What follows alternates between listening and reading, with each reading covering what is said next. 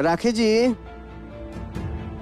जी पंडित जी। तब तक दुल्हन के मंगलसूत्र आप हमके दे दी, हम तब तक ओकरा पवित्र जल में धोके भगवान के चरण में अर्पित करके आशीर्वाद ले लेते। जी पंडित जी, अभी देता नहीं, पर्स में ही बा। ओह माय गॉड, ये पर्स में तो बॉम्ब बा। और अगर राखी आंटी ये पर्स खोलने और गलती से ब्लास्ट हो गई था। ओह नो नो। पृथ्वी कहाँ सोचे लग गई बाड़ा? ऐसा नहीं सोचत रहो बना तब रीता यहाँ पर पहुँच जाओ या सबसे पहले वो तो के जेल में पहुँचा दी। पृथ्वी इतना मत सोचो। आंटी हम मंडप में ही जात रहली। गुड बेटा, वैसे ही शादी में बहुत देर हो गई बा, कहीं मुहूर्त ना निकल जाए। जल्द से जल्दी शादी हो जाए की चाहिए। इतना सारा रुकावट आ गई शादी में। चली जी।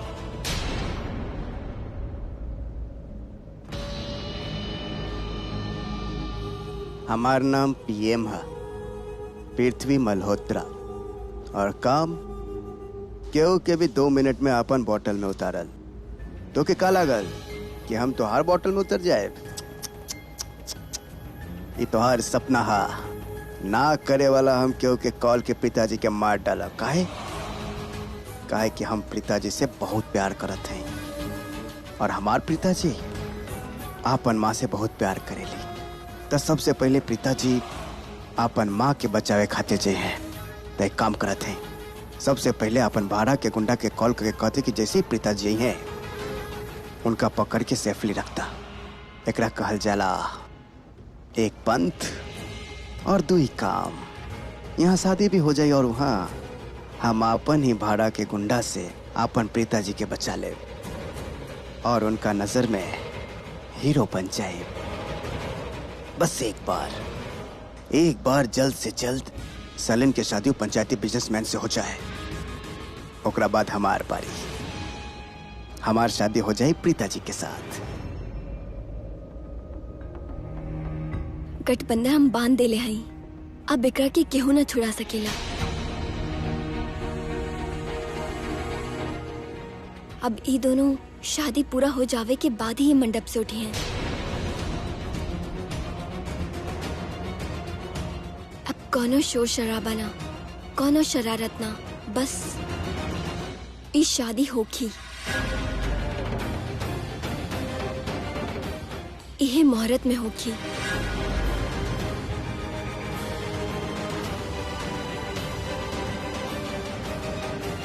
Excuse me.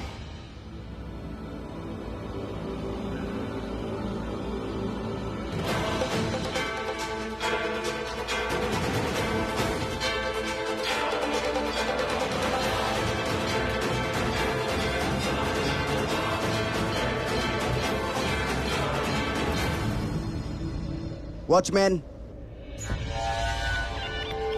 जी साहब। का जी सर, सबसे पहले ही बताओ कि यहाँ पर कोनो वैले है कि ना? अरे वैले मतलब जे पार्किंग ऑर्गेनाइज करेला, पार्किंग के मैनेजमेंट करेला, सारी गाड़ी के देखभाल करेला। सर आप गुस्सा मत करिए, बताइए कि गाड़ी कहीं फसल बका आपके? अरे हमारे पास एरोप्लेन होता तो तोरा से बात करती हम। ऑब्वियसली हमारी गाड़ी वहाँ फसल हुई खातिर तो के बुलेली। हमारी गाड़ी के पीछे और भी बहुत सारा गाड़ी लगला, हमके अर्जेंटली कहीं के पहुंचेगा। हम अपन गाड़ी कैसे निकाली बतावा? इतना बड़ लुथरा हाउस है यहाँ पर, इतना बड़ फंक्शन चल रहा, पर ऐसा ना कि 2 बंदा के और रख ली और गाड़ी के देखभाल का भेल बेटा? चिल्ला का रहल बाड़ा? सॉरी अंकल, वो तनी सा गुस्सा हो गल रही हम खातिर कुछ ज्यादा ही डांट दिले एकरा के हम। पर वो भइल का एक्चुअली प्रॉब्लम ये है कि हमारी गाड़ी वहाँ फंस गई है। हमके अर्जेंटली कोनो मीटिंग में पहुंचे क्या और हम अपन गाड़ी ना निकाल पा रहे हैं। तू जा। लेकिन बेटा तो के जाए के कहाँ? वो हमके प्रीपोन हो गई। मीटिंग 2 दिन बाद रहे, लेकिन वो मीटिंग प्रीपोन होके अभी हो गई। अर्जेंटली हमके वहाँ पहुंचे क्या और हम अपन गाड़ी ना निकाल पा रहे अंकल। बेटा तो कहीं ना जा रहा बड़ा इका, तू जाके बात करता रहा। अरे ऋषभ की शादी है, तू कैसे जा सकेला? अंकल प्लीज समझे के कोशिश करी। हमके अर्जेंटली पहुंचे कि अगर हम वहाँ ना पहुँचले तो सर खा जाए हमारे पार्टनर्स और बिजनेस में बहुत लॉस हो जाए। अंकल हमारा गल बहुत जरूरी है। बेटा कुछ जरूरी ना तुम्हार जो भी लॉस है ना वो हम पूरा कर दे। अरे ऋषभ की शादी है, मतलब तू तो हमारे घर के मेंबर बड़ा, और हमारे घर के मेंबर शादी में नहीं तो अच्छा लगेगा? ऐसा हो ना सकेला। तो जो भी तुम्हारी मीटिंग है ना, मैसेज करो और मीटिंग पोस्टपोन करो। सब करा हम तनी को मैसेज कर ले। ओह गॉड, हम तो पूरा तरह से फंस गए। सलीम बेबी हमरा से कहले रहले कि अपन भाड़ा के गुंडा से कहा कि पिताजी के मार दे और हम पिताजी के बचा के उनकर हीरो बने जात रही। अब अगर सलीम बेबी हमके अंदर देख लेलस तो वो हमार लाइफ के सबसे बड़ नागिन बन के हमके ही न टसले। ग्रंथ थोड़ी ना लिखेगा, मैसेज लिखेगा। चला चला चलत मैसेज कर लिया। अब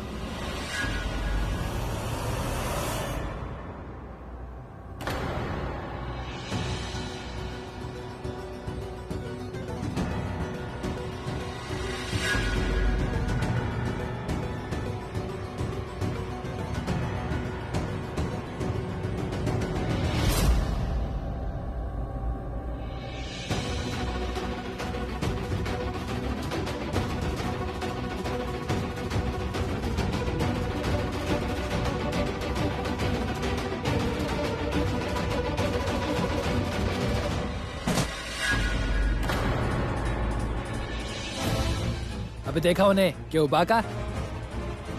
हाँ तका बोलनी हम लागत है कार्टून गिरल।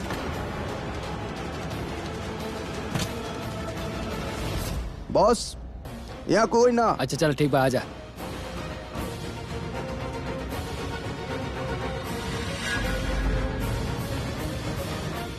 अब तक पांच मार चुकल बने। छठा तू बड़ू, मारे खातिर तैयार हो जा।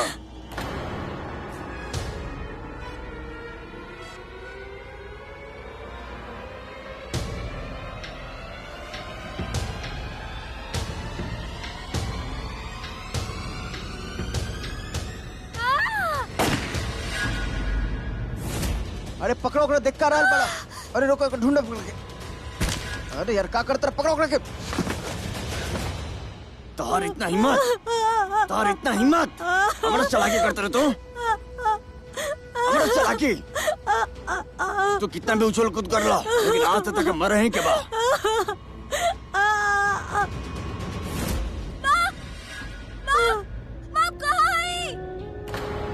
ये हमार बच्ची की आवाज बा, ये हमार प्रीता की आवाज बा। प्रीता प्रीता प्रीता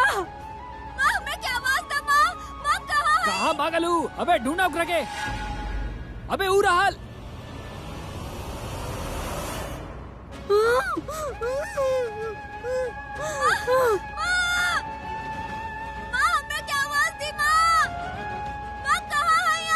ए, क्या बारू तू?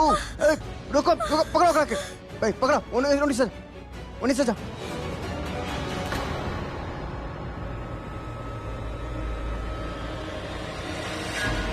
मैं बेटे के नाम लेते रहा ना, मरबू तू आज। इतना हिम्मत छोड़ो हमारी माँ के, छोड़ो।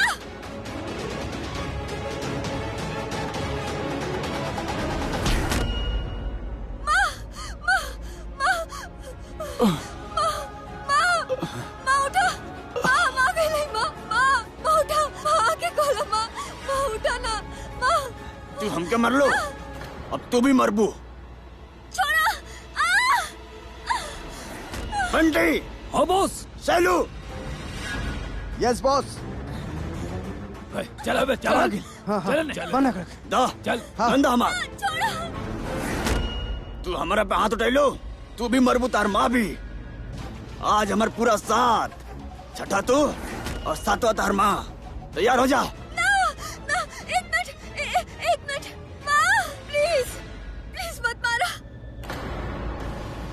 हमरा क्या और हमार माँ के चाहिदा। हम आप सबके शक्ल देख ले हैं। हम पुलिस में जाके कंप्लेंट करब।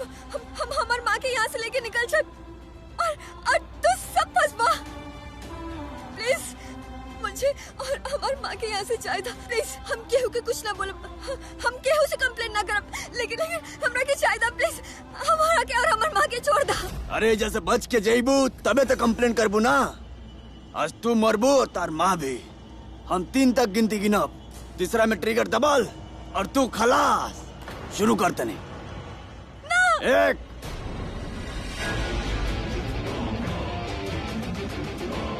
2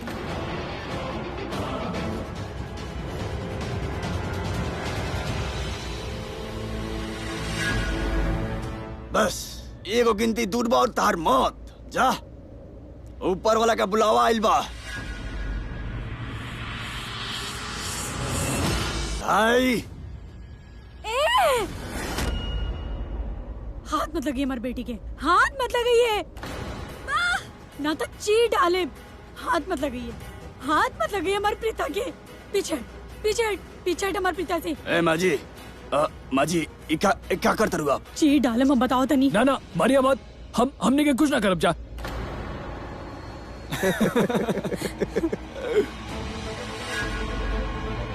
क्या है?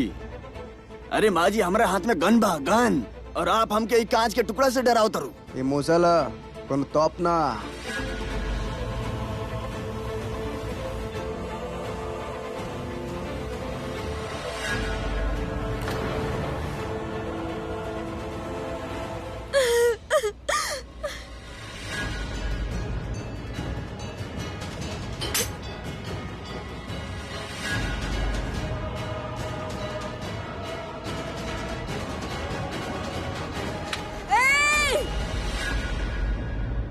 हटा,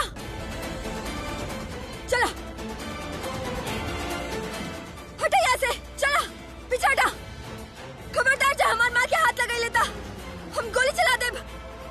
हमार पीछे आ जा, हटा यहाँ से, चला, पीछे हटा। अबे देखा, हाथ बताओ था कि पहला बार गन चलाओ तरी। पहले पकड़े सीखा, चलल बड़ी गन चलावे। ए, हमरा के सच में गोली चलावल आवेला। निशाना चूक जाई तो गलती से गोली तो माई पर लग जाई। ए, चुप करो।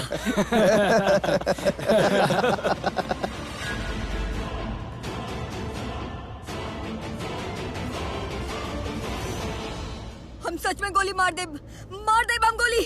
चलाओ के बा, चलाओ। तू आज चलाई दो।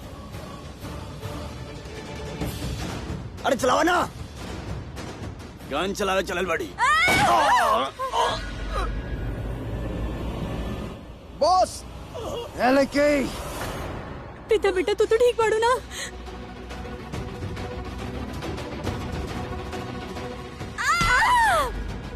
छोड़ा छोड़ा हमारी बेटी के। बहुत सारा समझा तरू अपना आपके। तू तो मर लू आज।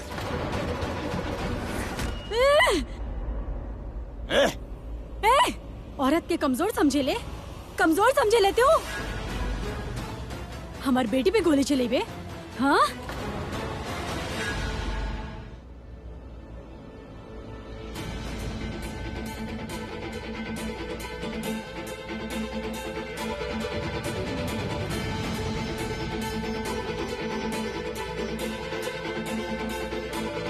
अब आप दुल्हन के मांग में सिंदूर भरी।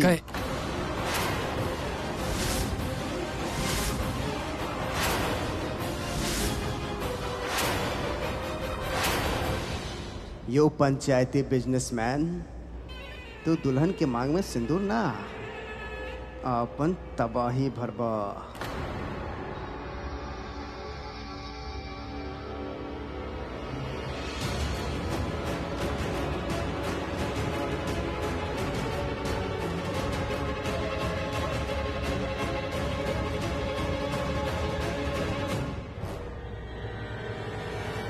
मतलब प्रीता जी ने की चाहत कि हम शर्लिन से शादी करें?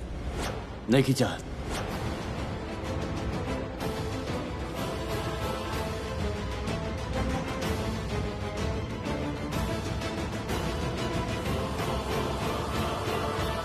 अगर तू शादी ना कैला ना तो तू हमार मरल मुंह देखबा। Mom please. हम शर्लिन के जुबान दे ले।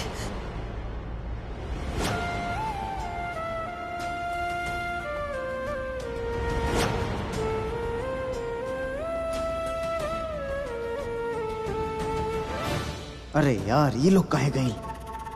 ऋषभ जल्दी से मांग भरा, ऋषभ मांग भरा। एक माँ बानी तो बस ममता और प्यार के मूर्त बानी, हाँ? अरे तहरा जैसन राक्षस खातिर ता दुर्गा चंडी के आवे के पड़ेला। हाँ, उनका के आवे के जरूरत नहीं है, काहे के तहरा खातिर और तारे साथी खातिर एक माँ ही काफी बा। प्रीता के माँ ही काफी बा तहरा लोग खातिर। हमार बेटी के मार बे, हमार बेटी के मार बे।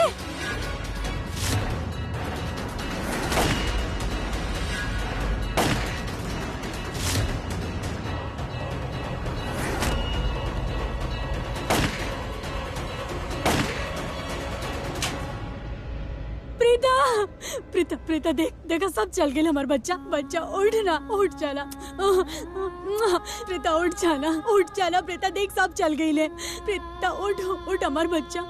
शादी रोके क्या? हाँ शादी रोक दे हम शादी रोक दे। प्रीता प्रीता तू होश में आ जा प्रीता प्रीता प्रीता प्रीता प्रीता होश में आ जा मेरे बच्चे। इंस्पेक्टर साहब एक रखे चोट लागल बा हमारे बच्चे के, एक रखे हॉस्पिटल ले जाएंगे माँ। देखिए ना आप कुछ मदद करी ना।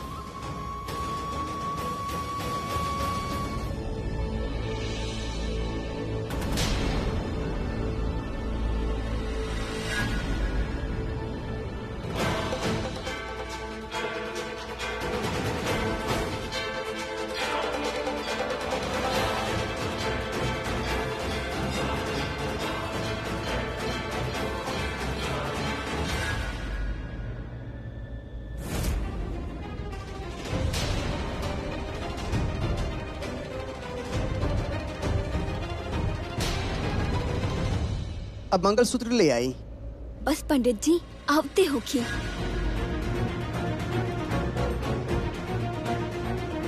ओ ज्वेलर ऑन द वे है, बस आ जाइए। राखी मैडम ला आ गई।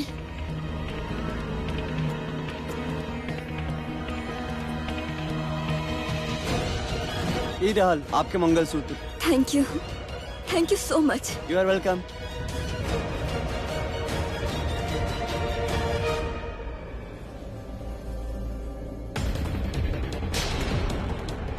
मंगलसूत्र ला अपन भाई के दे दा, अपन दुल्हन के पहना दिए। करण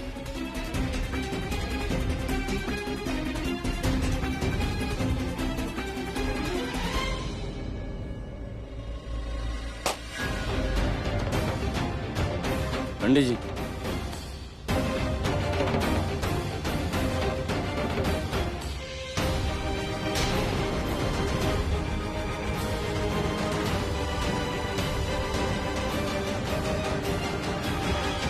इली मंगलसूत्र। अब हम मंत्र के जाप करब, एकरा बाद आप दुल्हन के गला में मंगलसूत्र पहना दी।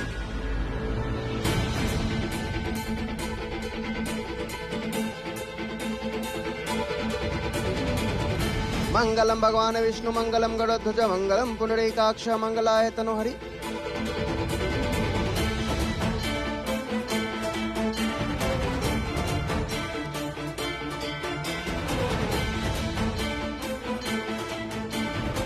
अब आप इनका मंगलसूत्र पहनाई।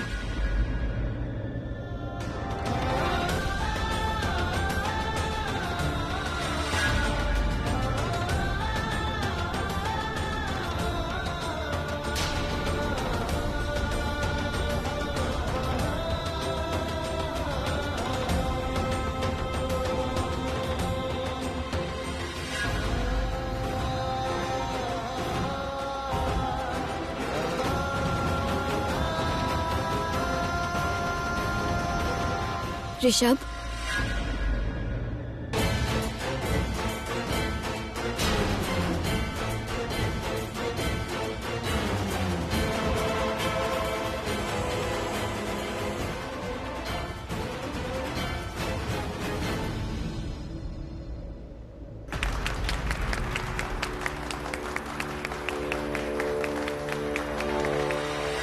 फैंटास्टिक।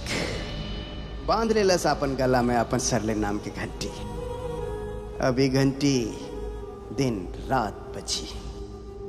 टन टन टन। हो गई शादी।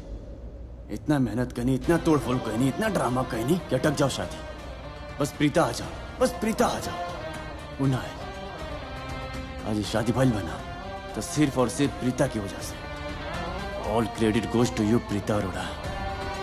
I won't spare you. आप प्लीज डॉक्टर के बुला दी। हम कब से यहाँ खड़ा बानी, हम आपसे रिक्वेस्ट करत आनी ना जे बाऊ उनका के बुला दी। देखिए हमारे बेटी के कितना खून बहाता ओकरा के कुछ हो जाई था। आप जल्दी से डॉक्टर के बुलावत काहे नहीं की? मैम डॉक्टर आवत रहन पर उनका के आवे में थोड़ा टाइम लगी। जे डॉक्टर क्या बुलावे की चाहत नहीं वो नहीं खन तो केहू और डॉक्टर के बुला दी। आप समझत काहे नहीं की? मैम दूसरा सारा डॉक्टर बिजी बाड़न, कौन भी डॉक्टर फ्री नहीं खन। ऐसे कैसे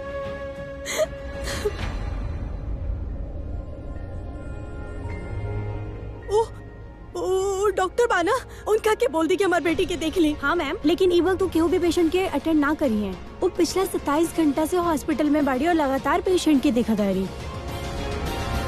विनीता का हो गई? डॉक्टर साहब आप प्लीज आप हमारी बात सुनी ना 2 सेकंड खातिर। हमरा के पता बा कि आप 27 घंटा से हॉस्पिटल में बानी, यहाँ पर काम करे तानी। हमार बच्ची बहुत ओकरा की चोट लग गई बा, बहुत सारा खून बह गई बा। हम कब से इनका के बोलत तनी, लेकिन ये हमार बातें नहीं की सुना। 2 minute 10 minute please please doctor साहब, हम हाथ जोड़ा तनी आपके सामने, बचा ली हमार बेटी। हाँ।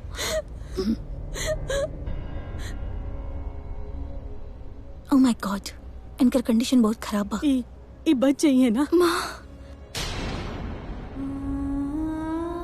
प्रीता, शादी रोक दो प्लीज। शादी रोक जाए बेटा। अमित लेके चला इनकर के जल्दी, हरी आप।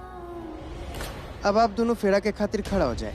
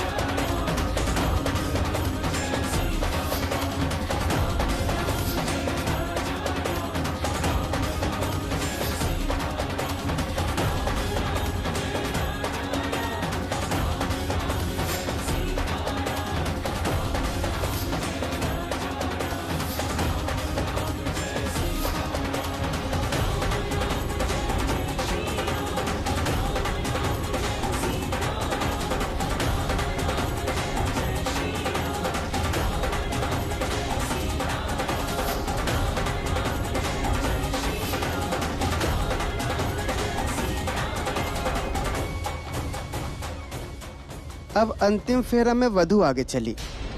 ये सीधा फेरन के एक एक करके उल्टा कर देब, सब लोगन के सूली पे चढ़ा देब और ऐसन चढ़ाई कि न जी है न मरी है, बस शर्लिन के दाज में तड़पत रही हैं। बहू होके तो शर्लिन जैसन होके।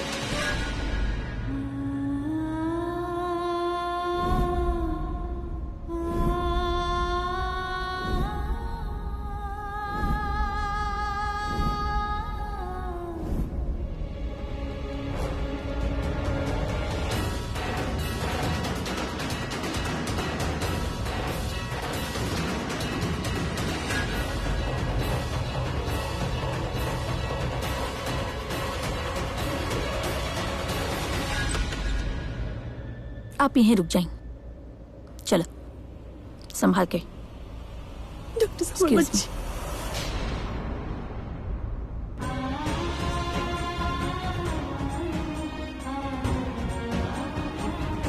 हे भगवान, हमारे पिता ये हालत में भी ऋषभ से शर्लिन की शादी रुकावल चाहता।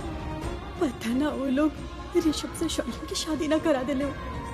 वो बेचारा तो ये समझता है ना कि शर्लिन एगो अच्छा लड़की भी है, घर में एक शुभ विवाह होता। ये विवाह शुभ न अशुभ बा। और ई फेरा के साथ ही विवाह संपन्न भइल।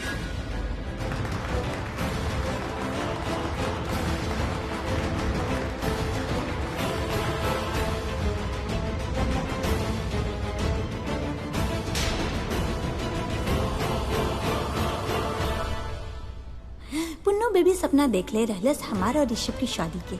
आज बेबी के वो सपना पूरा हो गई और ओकर बेबी हमारे पेट में। हमार भी सपना पूरा हो गई। अब आप लोगन आपन बढ़ के आशीर्वाद ले ली।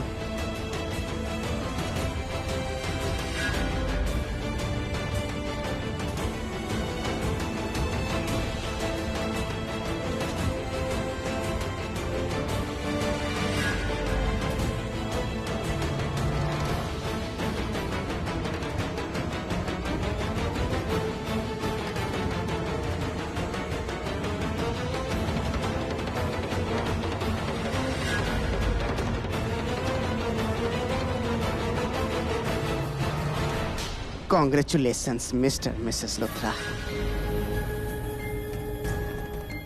आपके बहुत बहुत बधाई। आप दोनों के देख के ना हमके गाना याद आ गए। वाह वाह राम जी, जोड़ी का बनैली, बधाई हो बधाई। आप दोनों की शादी के बहुत बहुत बधाई। हम दिल से प्रे करते हैं और विश करते हैं कि आप दोनों एक साथ हमेशा खुश रहें और आपके सब कुछ इनका मिल जाए।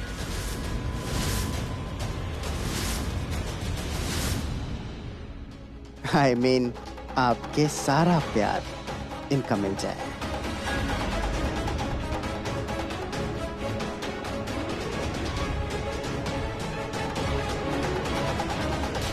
सबके खुश कर लेला।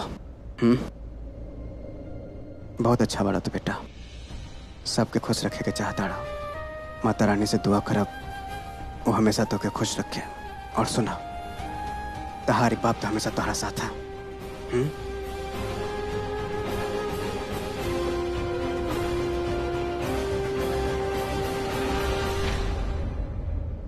असली खुशी तो हमके और पृथ्वी के मिलल बा। फाइनली हमने दोनों जीत गई।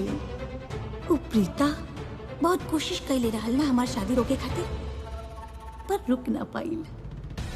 लूथरा फैमिली में बहू ना बहुत बड़ मुसीबत के ग्रह प्रवेश हुई। हो गई। वो चुड़ैल की शादी ऋषभ जी से हो गई। अब वो लुथरा हाउस में अटैक वाला एंट्री मारे वाला भी है। ये शादी ना all thanks to my Preeta दी। Seriously I can not believe this. अभी नया काबा एक कुमकुम काहे वो लोग के गृह प्रवेश के रस्म के रिक्वायरमेंट हमरे कमरे में रखल रहे। राखी चाची हमरा से मंगवा ले रही, लेकिन हम ही अपने पास रख ले, उनकरा के देवे ना कहीं। सोच ले रहने की शादी ना हुई, शादी तो हो गई। शादी ना बर्बादी बोला। करण से बोलत रहन कि हमारी दीदी लास्ट टाइम पे डर गई यही से यहाँ आई ली। हमरा विश्वास ही नहीं किया कि हमारी दीदी डर गई। प्रीता दी डर गई यार। I don't know। समीर भाई, आप लोग यहाँ बात करता नहीं। भाई कुमकुम कहाँ पर बा? देखा ना, तो फिर नीचे चला बिकॉज मॉम बहुत गुस्सा करता रही। रस्म के मुहूर्त निकल जा। चली 1 मिनट के चीज के मुहूर्त कैसन मुहूर्त? ई शादी 3 बार रुकल बा। पहली बार में ही मुहूर्त निकल जात रहे और देखल जाये तो दूसरे तीसर बार में रुकल ना हुई मुहूर्त। और पहली बात ये मुहूर्त वरत कुछ होखेला ना, और होखेला तो कब के निकल गई बा। ई शादी मुहूर्त में भइले नहीं खे और हमार बस चले ना कृतिका, तो हम ई शादी के बेमुहूर्त साबित करके रफा दफा कर दी। सृष्टि रिलैक्स, अब जे हो गई लो हो गई। और हमरा लागत नहीं की राखी मामी से कोई पंगा ली है। फुल गुस्से में बड़ी और हर एक रस्म ऐसी करावतारी। पता ना इतना जोश में शादी ना उनका जिद हो। एक हती हम बात माना कुमकुम ला और चलाना तो तीनों की डांट पड़ी। Please let's go. चला तनी चला ना। हम के ना लागत बा कि प्रीता और सृष्टि के भी शादी के चांस आई। जब तक उनकर वक्त आई हम उनकरा के जिंदा ना छोड़ब। अब जब हम आपसे मिले आईब ना, तो ऋषभ लुथरा के नाम के कुमकुम लगा के आईब। मैम क्या भइल आपके? आप ठीक तो बानी ना? आप प्लीज हमारे साथ यहाँ पर बैठ जाए। यहाँ बैठिए आप आराम से। मैम हम अभी केहू से कह के आपके खातिर एनर्जी ड्रिंक भिजवा बतानी। आप प्लीज यहाँ पर ही रेस्ट करें। ओके, आई एम जस्ट कमिंग। एकरा के कैसे समझाई कि जकर बेटी के ऐसा हालत हो, वो उमा आराम से कैसे बैठ सकेला। हे माता रानी, हमार बेटी के कुछ ना होके के जाए।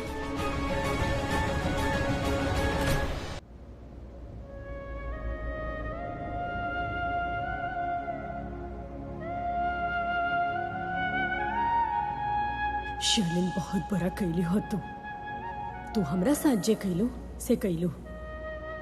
जे हमार बच्ची पे जे वार कैले बाड़ू ना, वो तू बहुत बड़ गलती कैले बाड़ू। तू एक माँ के छेड़ले बाड़ू। हम तो तारा से कई बार डरत रही, लेकिन तू ये भूल गईलू कि हम एगो माँ है। तू हमार अभी गुस्सा निखो देख ले, एगो माँ के रुद्र अवतार निखो देख ले।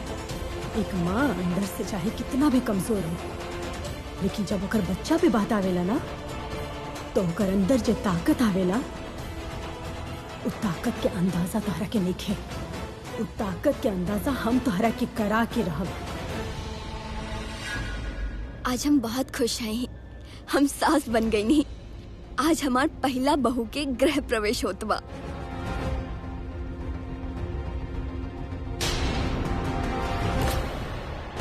राखी लूथरा। हाँ, ये पहली बहू तू लोग के आखिरी सांस तक बहुत भारी पड़े वाली बाड़ी।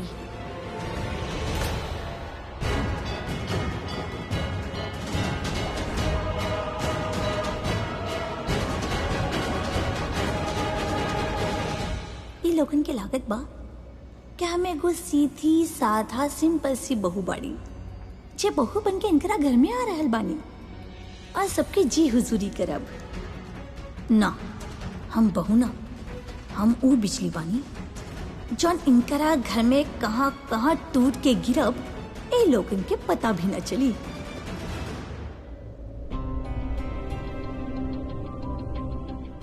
शैलेन, अपन दाहिना पैर से ही कलश गिरावा और ही घर में प्रवेश करा। रस्म के मतलब बा के घर के लक्ष्मी घर में प्रवेश कर रहल बाड़ी और साथ में सुख संपत्ति लेके आई। जी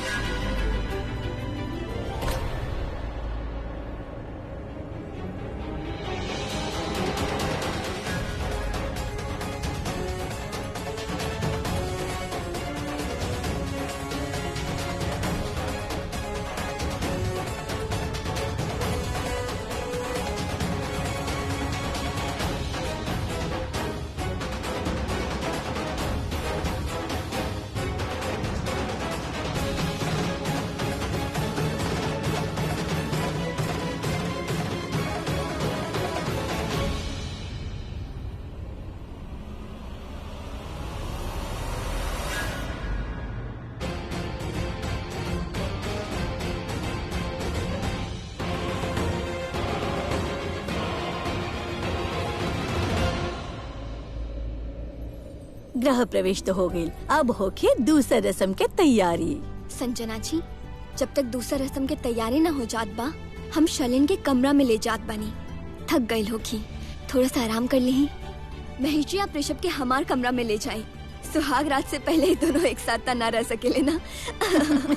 हालांकि रहे क्यों नहीं। एक मिनट बेटा। शैलेन, चला बेटा।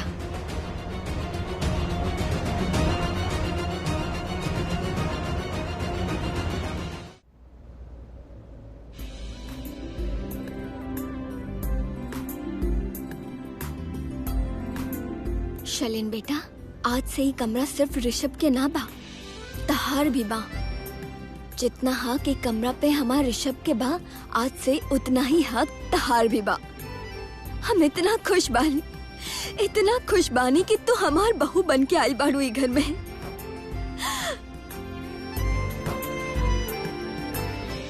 अब कुछ ही देर में अंगूठी ढूंढे की रस्म शुरू हो जाई। सब लोग ओहे में बिजी बा। जैसे ही तैयारी हो जाई है, हम तोहरा के बुला ले। ठीक बा? तू बैठा। अगर कोनो चीज के जरूरत होगी तब बुला लिहा। जी।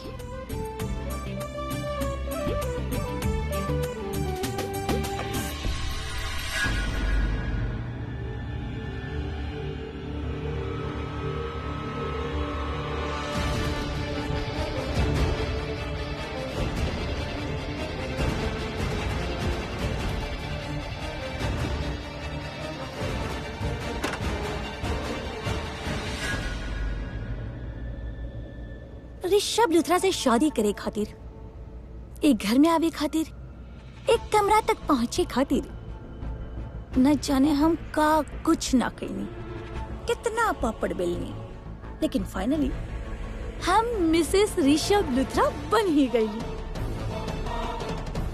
और एक कमरा तक जेमे हमार सुहागरात होगी, हमार सुहाग के साथ वहां तक भी पहुंच गई नहीं। लोग कहले कि भगवान उनकर किस्मत लिखेला, लेकिन हमार केस में इट्स डिफरेंट। हम खुद के किस्मत लिखले बानी। ई पल, ई वक्त, ई जगह, हमार वक्त ही यहीं से शुरू हो खेला। ई फूल, ई कमरा कितना खूबसूरत लग रहा है बना, ई फूलन की तरह। लेकिन हम ई घर के खूबसूरती के प्यार और रिश्ता के निशानी के, आपनपन के खुशबू के, ये फूलन के तरह मसल के रख देब। हर दिल जकरा में प्यार बा ओकरा में हम नफरत भर देब। हर एक चीज जो खूबसूरत बा ओकरा के बदसूरत बना देब। ये लूथरस की कहानी और निशानी दोनों के बदल देब। काहे कि शर्लिन एक घर में आ चुकल बाड़ी।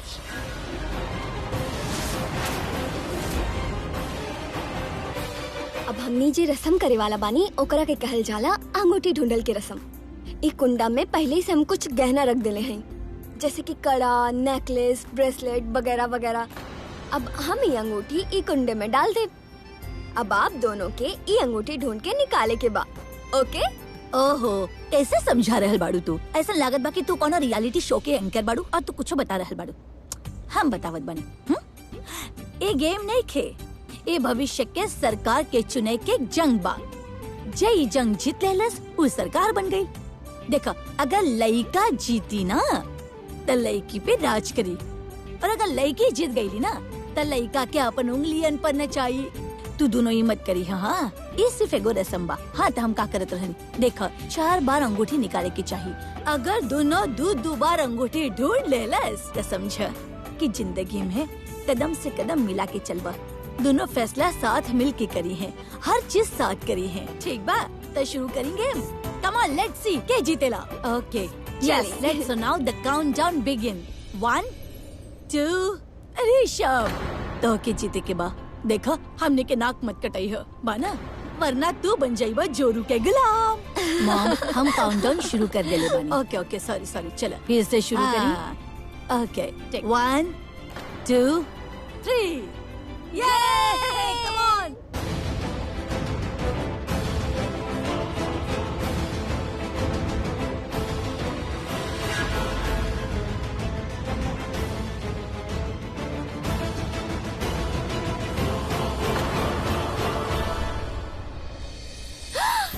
मिल गई, ये हमार बेटा जीत गई। राखी जी, ये सिर्फ पहला राउंड भइल बा, अभी और राउंड्स बाकी बा and I am very sure कि शर्लिन ही जीती आगे। ठीक बा, हाँ, देखत देखत बानी चला। ये हमार हो गइल। हम ऋषभ, अभी ता रस्म बाकी बा बेटा। ता ये अंगूठी अब हम दोबारा डालब कुंडा में, ठीक बा? और एक डालनी। कम ऑन शर्लिन, come ये on, तारे के come जीते on, के come बा on, ऋषभ, राउंड। चला के जीते के ही बा।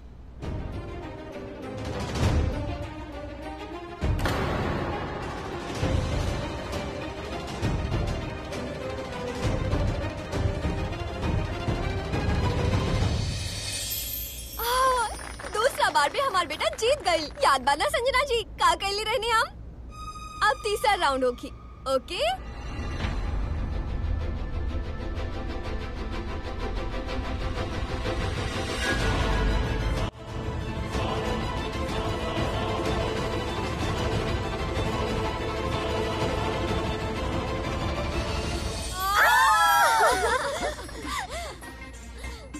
ऋषभ बेटा, तोहरा के 3 बार जीते के बाद वो एक ही बार जीत ले बाड़ी, समझ ला। तू पति बाड़ा, ठीक बा? ऋषभ के 2 पॉइंट भइल और शर्लिन के 1। यस, कोई ना करी ना दी, इस बार हमार शर्लिन जीती है। फिर दोनों बच्चन इक्वल हो जाइए, एक गेम में भी और रिश्ता में भी। दा I am not feeling well. हम ऋषभ बस बेटा, आखिरी राउंड बा।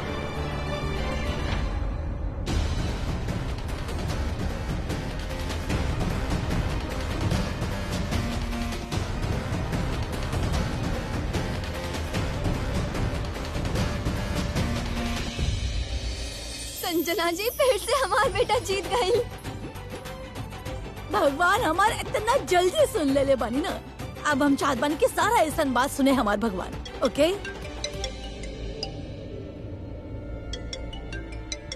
हेलो,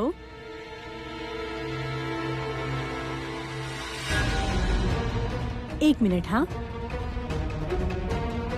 शर्लिन जी तोहार चाची के फोन बा। जी।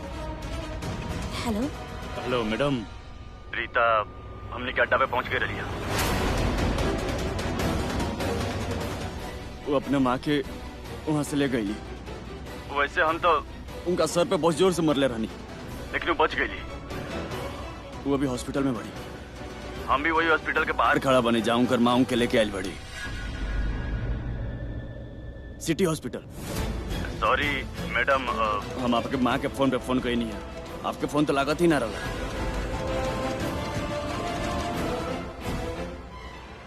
एकरा के अचानक कहाँ जा रहा है अरे बा? नाक जे कट गई बा। हमार मतलब बा हार गई ना तो शर्मा गई होगी। वो दरअसल ओकर चाची के फोन रहे।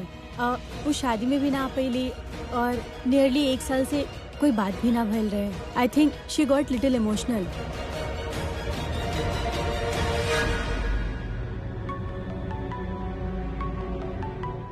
पृथ्वी कौन सा बिल में जाके छुप गई पड़ा।